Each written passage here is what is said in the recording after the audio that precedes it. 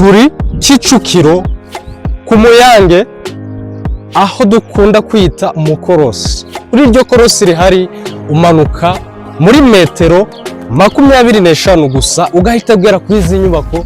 Inyubako ziri ahantu hamwe kandi inyubako zigabanyijwemo kabiri cyangwa se ziri 2 in 1.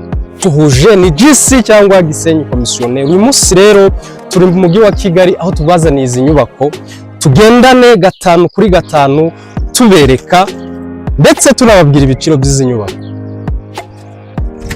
Karibu. Hano tugeze muri parking y'inyubako imwe. Iyi parking ishobora kwakira imodoka ebyiri, hakaba hari akajaride kateganyijwe hariya mubona harambitse ibikoresho by'abafundi, ugahita ubona akabalkoni keza kari gutegurwa kandi keza cyane. Inyubako niyi ifite amakaro meza, murabona ko tukiri muri shansiyo, ku buryo iminsi 3 yonyine izi nyubako ziraba zihagaze neza ku kigero twifuza. Iyi nyubako rero n'agahebuzo, ibaze kuba inyubako igaragara gutya itararangira, nirangira ukuntu izaba imeze, murumva ukuntu bizaba byitwaye. Iyi ni salo, iyi ni salamanje, kiriya ni igikoni. Hano ibumoso bwacu turabona ibyumba 2 ndetse na dushe na toilette. Hano naho tukahabona icyumba na dushe na toilette. Tugenda twihuta tugana kuri ya nyubako yindi. Inyubako tugiye kubereka nayo nziza kuko zose za accessinga ku muhanda. Ibaze rero urwita utekereza, ese iyi nyubako iri ku giciro kingana gute? Iyi nyubako hano iyi tumaze kubereka urazana miliyoni 5 tuguhe iyi nyubako.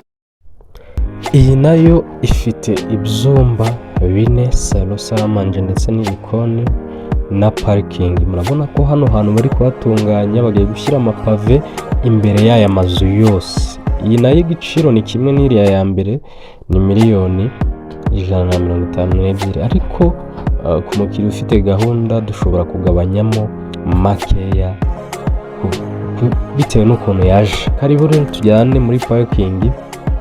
Iyi parking nayo ishobora kwakira imodoka 2 cyangwa 3 bitewe n'uko zingana.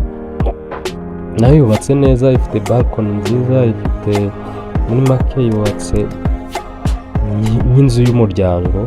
Urabona ko turi muri finissage, gusa bigiye kurangira, nta minsi 3 bifata bitarangiye. Ubu ndake amazu ameze neza cyane. Hano hantu rero naho ni miliyoni 152. Mu nzu dufite salo nziza, salo yisanzuye, tukagira amatara ndetse n'ama spotlight. Ntago birajyamo ariko bizaba bimeze neza cyane. Amakaro ni meza, igikoni nacyo kiraho muri iyo nzira mubona. Aho hantu mubona hari salamanje, hakaba n'igikoni inyuma yaho. Iyo ifite ibyumba 4 bitandukanye n'iriya ya mbere, kuko iya mbere ifite ibyumba 3.